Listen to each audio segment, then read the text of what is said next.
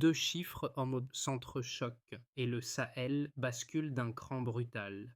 Trois États revendiquent une alliance de 88 000 soldats et des dizaines de blindés, mais près de 40% du territoire burkinabé demeure disputé, comme une frontière intérieure invisible. Pour qui suit Ibrahim Traoré, cette coalition change-t-elle réellement la sécurité vécue par les populations ou redessine-t-elle surtout des équilibres politiques fragiles à l'échelle régionale? L'équilibre du Sahel pourrait être redessiné durablement. La promesse de cette analyse est précise et volontairement sobre. Distinguer gains mesurables et risques structurels encore sous-estimés, clairement durablement. Il ne s'agit ni de célébrer une alliance militaire par principe, ni d'annoncer un basculement définitif du Sahel. L'objectif est d'examiner ce que l'Alliance des États du Sahel modifie concrètement, au-delà des communiqués et des postures politiques en suivant des mécanismes observables. L'enjeu est double. D'un côté, une coordination accrue peut réduire la violence sur certains axes, restaurer des marges de manœuvre et modifier le rythme des opérations. De l'autre, cette même dynamique peut renforcer l'isolement diplomatique, durcir les sanctions économiques et déplacer les tensions vers le cœur du commandement. Pour le lecteur, le bénéfice est immédiat. Comprendre où se situent les progrès réels et où persistent les fragilités invisibles. Ce décryptage permet de ne pas confondre accélération tactique et stabilité durable, ni succès ponctuel et transformation structurelle. Une question s'impose alors. Si l'alliance avance vite, saura-t-elle tenir sur la durée sans se fissurer de l'intérieur? En 6 mois, les attaques djihadistes ont reculé d'environ 30% dans plusieurs zones frontalières clés. Cette baisse coïncide avec une centralisation du commandement capable de déclencher des opérations conjointes en moins de 48 heures. Ces deux constats forment la première rupture analytique. Ils ne signalent pas la disparition de la menace, mais un changement de rythme mesurable. Jusqu'à récemment, les groupes affiliés à l'EIGS et au GSIM exploitaient la porosité des frontières entre le Burkina Faso, le Mali et le Niger.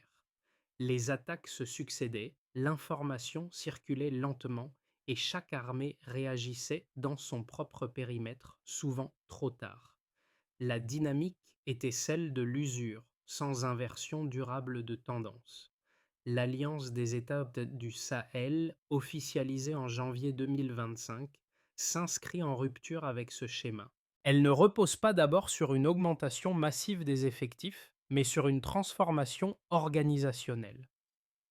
Trois armées auparavant séparées agissent désormais sous une chaîne décisionnelle plus courte, avec des règles communes pour les opérations transfrontalières et le partage du renseignement. Cette architecture vise à réduire le principal avantage des groupes armés, leur mobilité. Le rôle d'Ibrahim Traoré apparaît ici comme un accélérateur méthodologique. Son impulsion politique favorise une centralisation assumée, conçue pour privilégier la vitesse d'exécution plutôt que la dispersion des dispositifs. Le choix est risqué, mais il produit des effets observables. Dans plusieurs zones frontalières, les mouvements des groupes armés sont perturbés plus tôt, avant qu'ils ne se transforment en attaques coordonnées. Ce basculement intervient après des années d'échecs partiels. Les cadres régionaux précédents n'avaient pas permis de synchroniser efficacement les réponses militaires. Les opérations se chevauchaient mal, les renseignements restaient fragmentés, et chaque succès local était compensé par une perte ailleurs. La nouvelle alliance cherche à rompre avec cette logique défensive. La question centrale demeure ouverte. Cette amélioration chiffrée traduit-elle un tournant durable ou seulement une fenêtre tactique provisoire? La réponse dépend moins de la baisse actuelle des attaques que de la capacité de l'Alliance à maintenir sa cohésion politique et opérationnelle dans le temps. Pour comprendre ce que produit concrètement l'Alliance au sol, il faut quitter les déclarations officielles et observer les premiers effets humains. Deux trajectoires servent de fil conducteur, non comme des preuves définitives, mais comme des signaux précoces d'un changement de rythme. La première se situe dans le nord-est du Burkina Faso.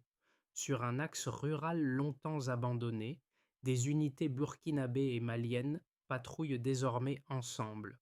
Ce qui frappe n'est pas l'ampleur des moyens engagés, mais la cadence. Les décisions arrivent plus vite, les ordres sont unifiés et les marges d'initiative locale s'élargissent. Pour les habitants, l'impact est immédiat. Des marchés hebdomadaires rouvrent, des trajets courts redeviennent envisageables et certaines activités agricoles reprennent. La peur ne disparaît pas, mais elle change de forme, moins diffuse, plus localisée. La seconde trajectoire se dessine à la frontière entre le Mali et le Niger. Ici, le partage du renseignement joue un rôle central. Un déplacement de combattants affiliés au GSIM est identifié suffisamment tôt pour éviter une attaque contre un poste militaire fragile. L'opération conjointe qui s'ensuit ne fait pas la une des communiqués, mais elle empêche l'ouverture d'un corridor dangereux entre les trois pays. Avant l'Alliance, cette information serait restée partielle et tardive. Ces situations illustrent un même mécanisme. L'Alliance ne transforme pas instantanément le rapport de force, mais elle modifie la temporalité. Le tempo devient un facteur stratégique. Agir plus tôt, même avec des moyens comparables, change la perception de la sécurité et réduit l'effet de surprise des groupes d'armées. L'idée clé est simple. Lorsque le rythme opérationnel s'accélère, la vie quotidienne se réorganise autour de possibilités nouvelles, fragiles mais tangibles. Avant la création de l'Alliance des États du Sahel, la séquence sécuritaire suivait une logique presque immuable. Une attaque survenait dans une zone frontalière isolée. L'information remontait lentement à travers des chaînes hiérarchiques parallèles. Chaque armée réagissait ensuite dans son périmètre national, souvent sans coordination réelle avec ses voisins. Les délais s'allongeaient, les groupes armés se repliaient, puis réapparaissaient ailleurs. Cette mécanique répétitive épuisait les forces locales sans jamais inverser durablement la tendance. Le premier basculement intervient avec une décision politique lourde de conséquences. En janvier 2025, le Burkina Faso, le Mali et le Niger officialisent leur alliance et rompent avec la CEDEAO. Ce choix implique l'acceptation immédiate de sanctions et d'un isolement diplomatique accru.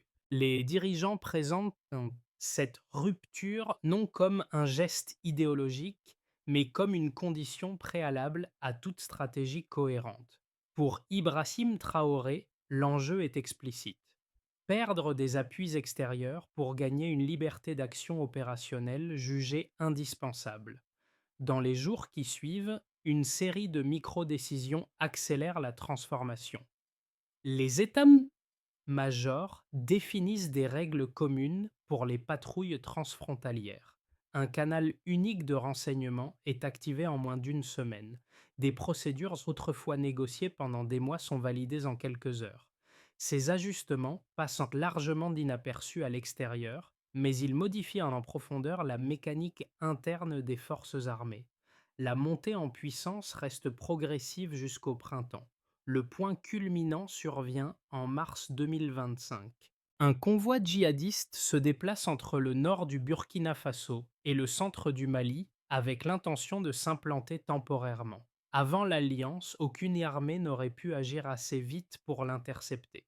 Cette fois, le renseignement nigérien intercepte une communication. Le Burkina Faso mobilise une unité mécanisée et le Mali déploie un détachement léger.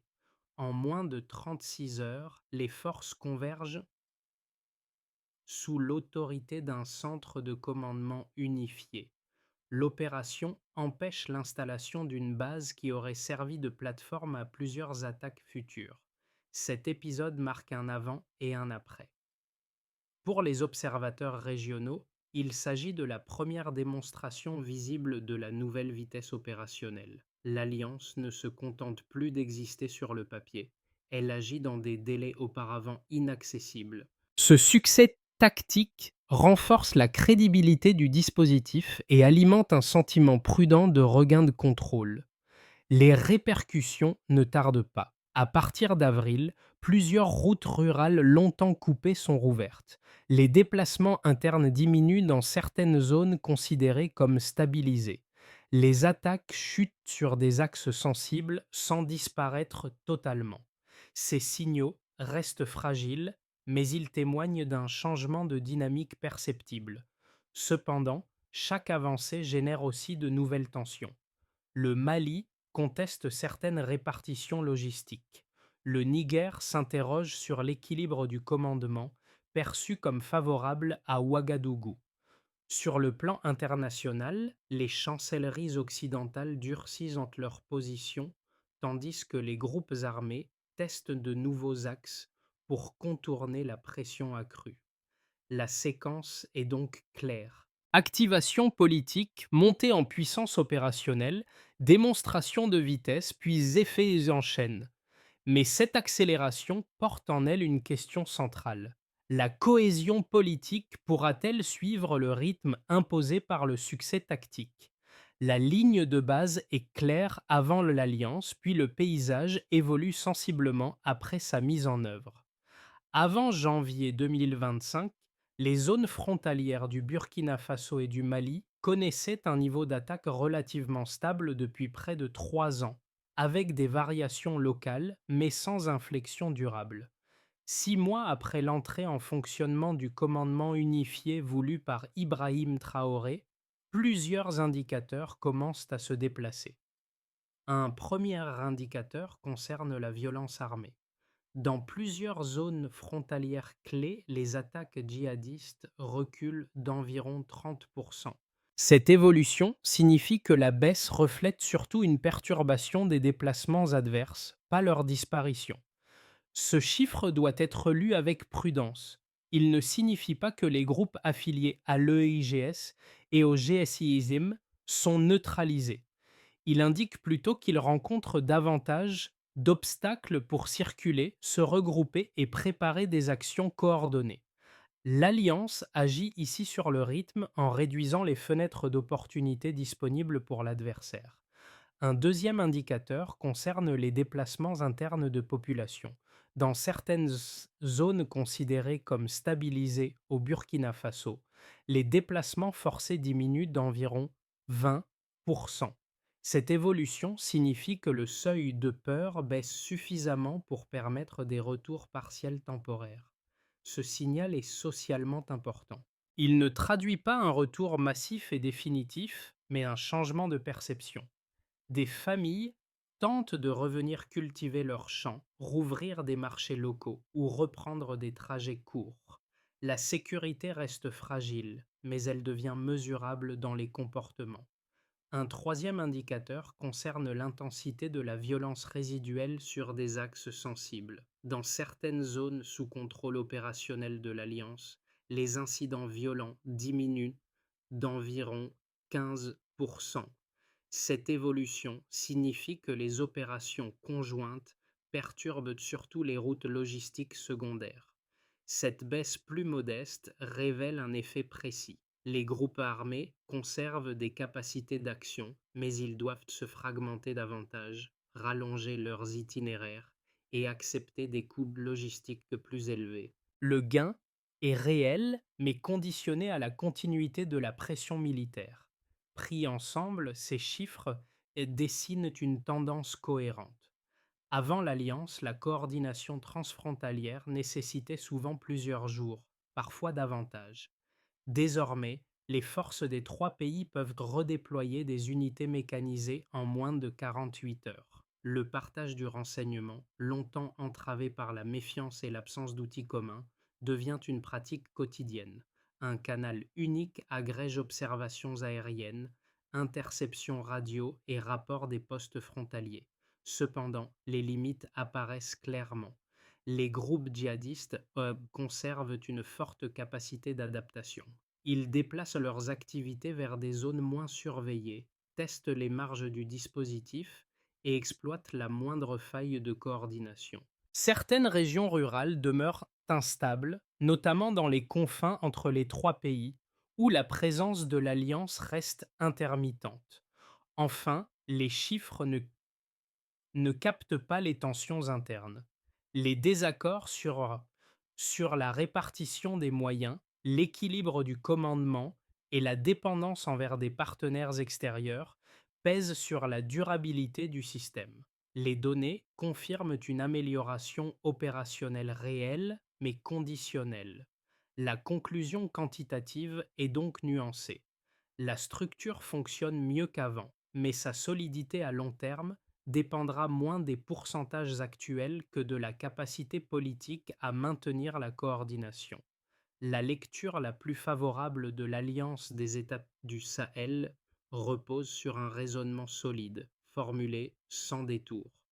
Aucun cadre régional antérieur n'avait permis d'endiguer durablement l'expansion des groupes armés transnationaux. La centralisation du commandement, le partage du renseignement et l'intégration opérationnelle offrant enfin une réponse adaptée à un problème par nature transfrontalier.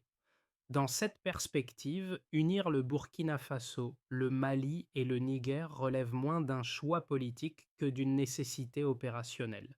La baisse d'environ 30% des attaques frontalières en 6 mois est présentée comme un signal trop significatif pour être ignoré.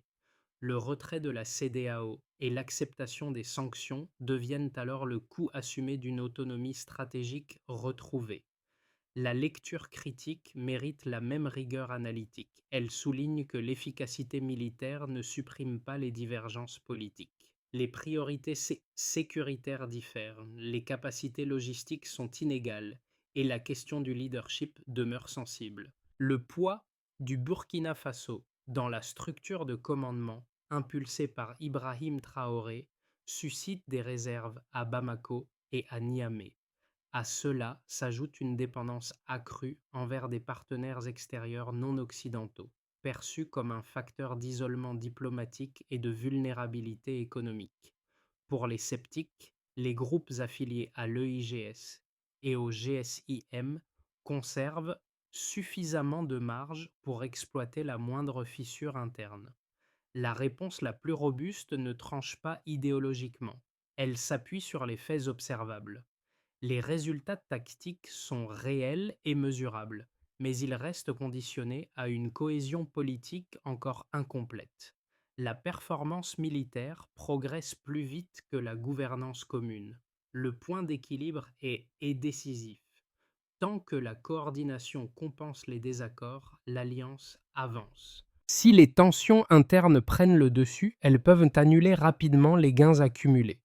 La force du dispositif réside moins dans sa puissance que dans sa capacité à absorber ses propres contradictions. Ce constat marque un basculement dans la lecture de l'Alliance des États du Sahel. Jusqu'ici, la dynamique semblait suivre une trajectoire lisible. Coordination renforcée, baisse mesurée de la violence, regain de mobilité sur certains axes.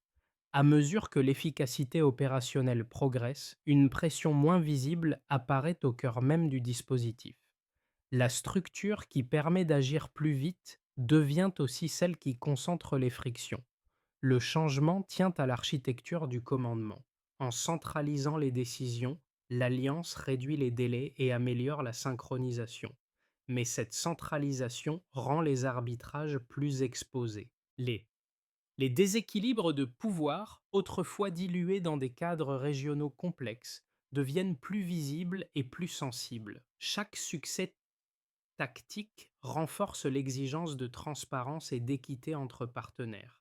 C'est ici que le rôle d'Ibrahim Traoré prend une dimension différente. Son impulsion a permis l'accélération initiale et rendu possible des résultats concrets. Elle place aussi le Burkina Faso au centre d'un système où chaque décision est observée, discutée et parfois contestée par ses alliés. L'enjeu n'est plus seulement de gagner des opérations, mais de gérer les conséquences politiques de cette efficacité. Ce milieu de récit révèle un paradoxe stratégique. Plus l'alliance fonctionne, plus Sa cohésion doit être activement entretenue. Sans mécanisme de régulation, la vitesse qui fait sa force peut devenir un facteur de fragilité. Les effets de l'alliance des États du Sahel se lisent différemment selon les acteurs concernés. Quatre trajectoires se superposent et permettent de mesurer ce que les décisions prises à Ouagadougou, Bamako et Niamey produisent au-delà des communiqués officiels, dans la réalité quotidienne et stratégique. Pour les populations locales, le changement est d'abord perceptible dans les gestes ordinaires. Dans plusieurs zones rurales du Burkina Faso, la baisse d'environ 30% des attaques frontalières se traduit par des signes simples mais décisifs. Des marchés hebdomadaires rouvrent, des trajets courts redeviennent possibles et certains déplacements forcés diminuent d'environ 20% dans les zones jugées temporairement stabilisées. Ce répit reste fragile. Les habitants savent que les groupes affiliés à l'EIGS et au GSIM conservent des capacités de nuisance. Le sentiment dominant oscille donc entre soulagement prudent et vigilance permanente, sans illusion de sécurité définitive. Pour les acteurs économiques locaux, notamment les petites exploitations agricoles et les réseaux commerciaux informels, l'alliance crée une fenêtre d'opportunité étroite. La sécurisation partielle de certains axes permet la reprise d'échanges interrompus depuis des mois. Les produits circulent à nouveau, les revenus augmentent légèrement et des activités marginales retrouvent une viabilité minimale. Toutefois, cette amélioration se heurte rapidement à un plafond structurel. Les sanctions économiques, l'isolement diplomatique et les difficultés d'accès aux financements extérieurs limitent toute projection à moyen terme. L'alliance redonne du mouvement, sans lever les contraintes macroéconomiques. Pour les appareils d'État, les conséquences sont plus techniques mais tout aussi déterminantes. La centralisation du commandement améliore la réactivité, simplifie les chaînes décisionnelles et renforce le partage du renseignement. Les officiers saluent la capacité nouvelle à agir en moins de 48 heures. En contrepartie, les tensions institutionnelles s'exacerbent. Le poids du Burkina Faso dans la structure, assumé sous l'impulsion d'Ibrahim Traoré, suscite à la fois adhésion et méfiance chez ses partenaires. La gouvernance militaire devient dès qu'un enjeu politique à part entière. À l'échelle régionale et internationale, l'Alliance modifie l'architecture sécuritaire du Sahel. Elle crée un pôle militaire autonome, observé avec prudence par les États voisins. Sur la scène globale, les puissances occidentales durcissent leur position, tandis que la Russie, la Chine et la Turquie renforcent leur présence.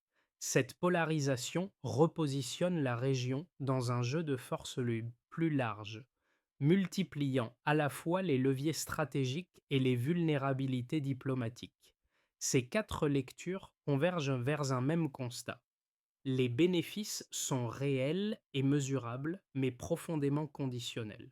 Ils reposent sur une cohésion encore fragile, sans laquelle les avancées sécuritaires pourraient s'éroder aussi vite qu'elles sont apparues. À horizon de 6 à 12 mois, l'Alliance des États du Sahel évolue dans un couloir étroit où trois trajectoires plausibles prolongent des dynamiques déjà visibles. Aucune n'est certaine, mais chacune éclaire les choix à venir et leurs conséquences possibles. Dans le scénario de base, l'Alliance maintient une efficacité militaire suffisante pour contenir la violence sans la faire reculer spectaculairement. Les opérations conjointes se poursuivent, la baisse observée reste modérée mais stable, et les délais d'intervention demeurent inférieurs à ceux d'avant 2025. Les tensions internes persistent, sans dégénérer.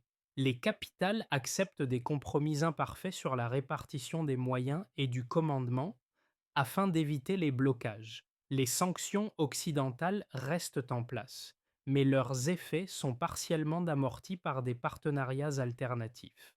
Le terrain demeure fragmenté, toutefois l'alliance conserve un avantage de tempo. Dans le scénario optimiste, la structure s'affermit progressivement. Le partage du renseignement devient plus fluide, les procédures communes se stabilisent et plusieurs zones contestées sont neutralisées durablement. Les succès tactiques répétés renforcent la confiance politique entre partenaires, réduisant les frictions institutionnelles. Cette dynamique ouvre la voie à un rééquilibrage diplomatique prudent. Sans levée formelle des sanctions, certains canaux de dialogue se rouvrent, offrant des marges économiques et techniques supplémentaires. Dans cette trajectoire, l'impulsion initiale, portée notamment par Ibrahim Traoré, s'inscrit dans la durée et transforme une accélération tactique en trajectoire stratégique crédible. Dans le scénario pessimiste, les fissures internes s'élargissent. Les désaccords sur le leadership et la logistique ralentissent les opérations, tandis que les groupes armés exploitent ces failles pour regagner de la mobilité. La centralisation, faute de mécanismes d'arbitrage acceptés, devient un facteur de crispation. Les sanctions se durcissent, fragilisant davantage les économies locales et accentuant la dépendance envers un nombre réduit de partenaires extérieurs. L'alliance perd alors son avantage de vitesse et s'enlise dans un cycle d'usure prolongé, où chaque succès ponctuel est rapidement compensé par une perte ailleurs. Face à ces scénarios, une recommandation stratégique s'impose. La cohésion interne pèsera davantage que tout renfort matériel. La capacité à gérer les désaccords, à partager le pouvoir décisionnel et à préserver la confiance conditionnera l'issue plus sûrement que la puissance militaire brute. Autrement dit, l'avenir de l'Alliance se jouera moins sur le champ de bataille que dans la manière dont ses membres organisent leur unité. Au-delà des scénarios et des indicateurs, l'Alliance des États du Sahel produit des effets qui se ressentent différemment selon les cercles humains concernés. Trois regards permettent de comprendre comment cette transformation est vécue, interprétée et parfois contestée sans se limiter au débat d'experts. Pour les habitants des zones rurales, l'alliance n'est ni un concept stratégique ni une construction institutionnelle. Elle se mesure à des gestes simples. Sortir de chez soi sans escorte. Cultiver un champ sans abandonner la récolte. Tenir un étal au marché sans craindre une attaque imminente. La baisse relative de la violence crée des respirations, mais jamais une certitude. Chaque amélioration reste conditionnée à la continuité des opérations.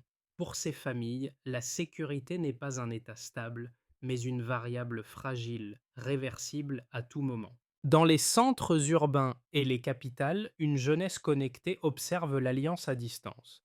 Elle suit les débats publics, compare les récits officiels aux faits rapportés et discute des choix diplomatiques. Certains y voient une reconquête de souveraineté longtemps attendue. D'autres redoutent un isolement prolongé, synonyme de restrictions économiques, de mobilité réduite et d'opportunités limitées. Cette génération ne juge pas seulement les résultats militaires, mais les horizons qu'ils ouvrent ou ferment pour l'avenir. À l'étranger, les diasporas sahéliennes perçoivent l'alliance à travers un prisme différent. L'affirmation d'autonomie suscite une forme de fierté symbolique.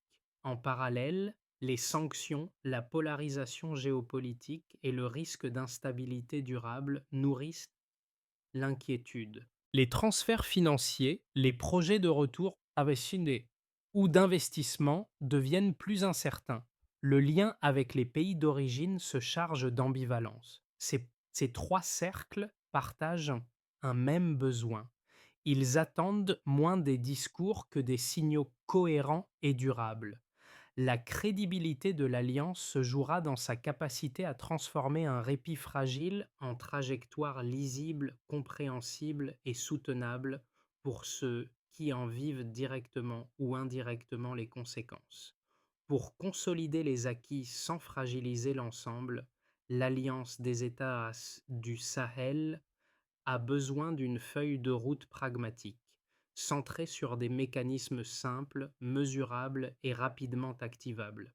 Il ne s'agit pas d'ajouter de nouvelles promesses, mais d'organiser la cohésion comme une pratique quotidienne. Sous l'impulsion politique assumée d'Ibrahim Traoré et de ses homologues, plusieurs étapes se dégagent. D'abord, les ministères de la Défense des trois pays peuvent instaurer un conseil de commandement à rotation trimestrielle. Cela permet de réduire la perception d'asymétrie dans la prise de décision. On pourra le suivre grâce à un indicateur simple: diminution des litiges logistiques formellement signalés entre états-majors. Ensuite, le centre de commandement unifié peut définir trois zones prioritaires avec des règles d'engagement communes et stables. Cela permet d'éviter les interprétations divergentes sur le terrain. On pourra le suivre grâce à un indicateur simple: temps moyen d'intervention transfrontalière maintenu sous 40 heures. Puis, les services de renseignement des trois États peuvent harmoniser les formats de données et créer une base sécurisée, partagée, alimentée quotidiennement. Cela permet de réduire les pertes d'informations et les doublons. On pourra le suivre grâce à un indicateur simple: proportion d'incidents détectés avant toute action hostile. Par ailleurs, les chefs d'État et les ministères des Affaires étrangères peuvent diversifier les partenariats techniques afin d'équilibrer les influences extérieures. Cela permet de limiter les vulnérabilités diplomatiques et économiques. On pourra le suivre grâce à un indicateur simple: par des équipements provenant d'un seul partenaire maintenus sous 45%. Enfin, les autorités locales peuvent alors sécuriser et rouvrir des axes secondaires et des corridors commerciaux. Cela permet de transformer les gains militaires en bénéfices civils visibles. On pourra le suivre grâce à un indicateur simple: nombre de marchés réactivés dans les zones stabilisées. Cette feuille de route ferme une boucle ouverte plus tôt. Les succès tactiques peuvent durer, mais seulement si la cohésion devient un réflexe organisé et non une exception négociée. Dans la région de Yaga, là où une unité mixte avait rouvert un axe rural longtemps déserté, les effets de cette première opération continuent de résonner. Ce lieu, évoqué plus tôt, rappelle que derrière chaque indicateur se cachent des gestes ordinaires retrouvés: un marché qui reprend vie, une route à nouveau praticable, des échanges qui circulent sans escorte permanente. C'est ici que la promesse de l'Alliance des États du Sahel prend une forme concrète, loin des centres de commandement et des discours officiels. Cette scène révèle aussi la fragilité du moment. Une route dégagée peut se refermer, un marché rouvert peut se vider à nouveau. Les avancées observées restent suspendues à la cohésion de l'ensemble. Lorsque les tensions internes s'exacerbent, ce sont ces gains modestes mais essentiels qui disparaissent en premier, sans bruit ni annonce. Le rôle d'Ibrahim Traoré s'inscrit pleinement dans ce contraste. Son impulsion a permis d'accélérer la coordination et de rendre possibles ces changements visibles.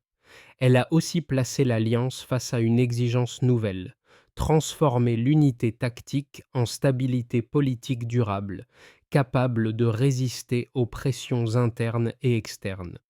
Une phrase s'impose alors comme un clou planté au cœur du récit: une unité fissurée ne protège plus personne. Au terme de ce parcours, une idée domine sans s'imposer comme une certitude. L'Alliance des États du Sahel n'est ni une solution miracle, ni une impasse annoncée. Elle incarne un moment de bascule chargé d'espoirs mesurés et de risques assumés.